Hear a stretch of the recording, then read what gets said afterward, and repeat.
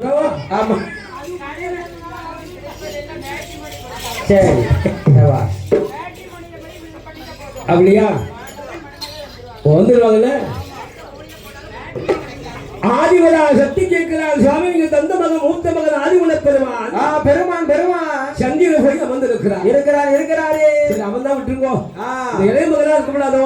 வேல்முருகன் வடிவேல் முருகன் முருகப்பெருமான் இருக்கக்கூடாதா? செந்தூர் ஆண்டவன் சிவ சுப்பிரமணியன் அவர் என்ன செய்தார் தெரியுமா?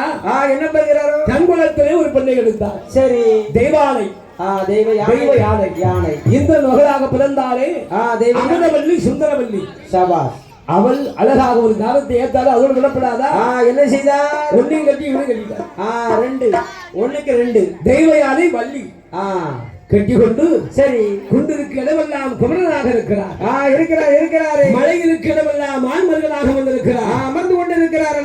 ஆண்டவா ஆண்டவனே பகவானே, ஆபத்துக்கு உதகாத பிள்ளை அருமை பிள்ளை, அரும்பசிக்கு உதகாத அன்னம் அன்னமும், தாகத்தை தீராத தண்ணீரும், தரித்திரம் அறிந்து ஆளாத பெண்ணீரும், கோபத்தை அடக்கி ஆளாத வேந்தனும், குருவின் சொல் மொழிகளை கேளாத சீடனும், பாவத்தை தீராத தீர்த்தம் தீர்த்தமும், உப்பில்லா பண்டம் சப்புதான் இருக்கும். இந்த முகமானது நாசிகளாம் எப்படி இருக்கும், மூக்கெல்லாம் எப்படி இருக்கும், அழகா இருக்கும். பார்க்கவே பவுடர் போட்டோம்னா கொஞ்சம் பளிச்சுன்னு இருக்கு. இப்ப நல்லா இருக்கு. காலையில முகத்தை கழுவினாத்தான் தெரியும் அக்காவுடைய லட்சணம். கரிப்பான தூர் மாதிரி இருக்கும். அதுக்கப்புறம் தான் தெரியும் அக்கா எப்படி அழகணும். முக லட்சணம் அப்பதான் தெரியும். அதனால இந்த பிள்ளை எனக்கு வேண்டாம். வேண்டாம். ஆபத்துக்கு உதவும் மணியா, ஆபத்துக்கு உதவும் மணியா, அருமக்குள்ள விளக்கு வேண்டும், அருமக்குள்ள எனக்கு வேணும். துணைக்கு ஒரு குழந்தை துணைக்கு ஒரு குழந்தை வேணும்.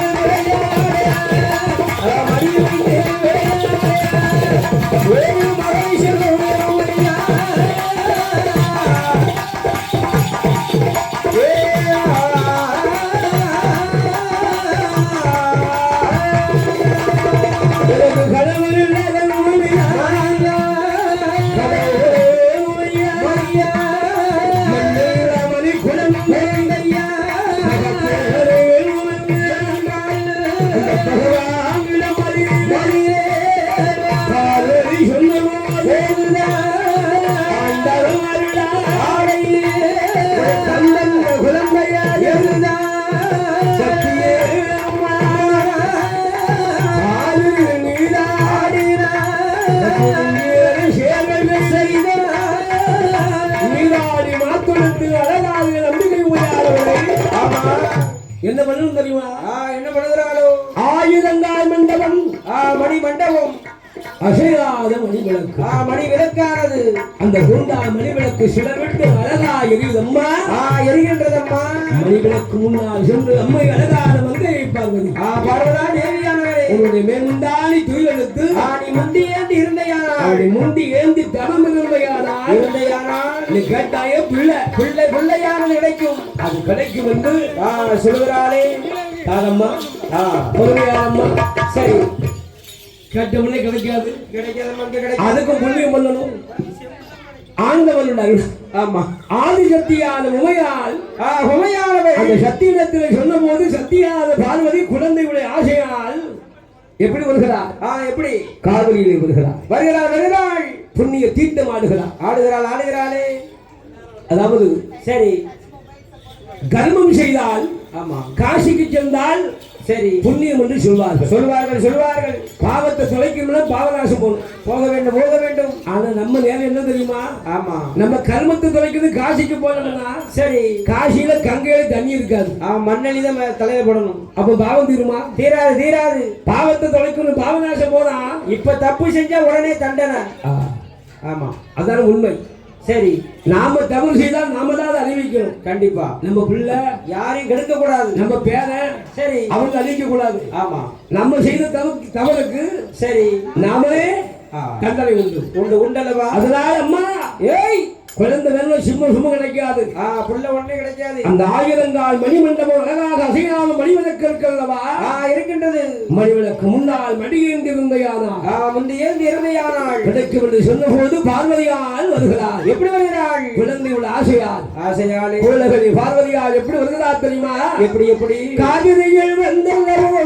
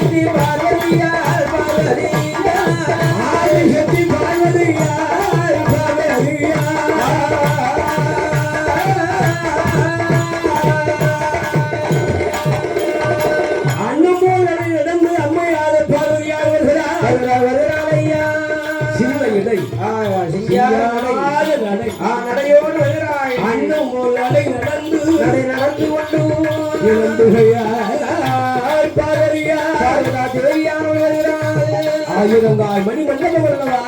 வருகிறாளே. அந்த மணி மண்டபம்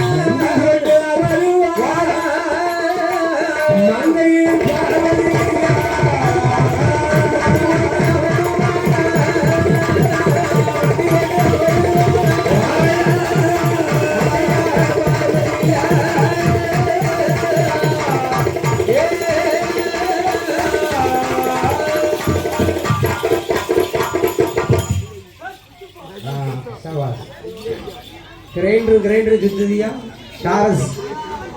இது நமிதா கிரைண்டர். ஆமா, அது ஐயா. ஆமா, அப்படி அழகாக அம்மை பார்வதா தேவியானவள் ஓடி வருகிறார்.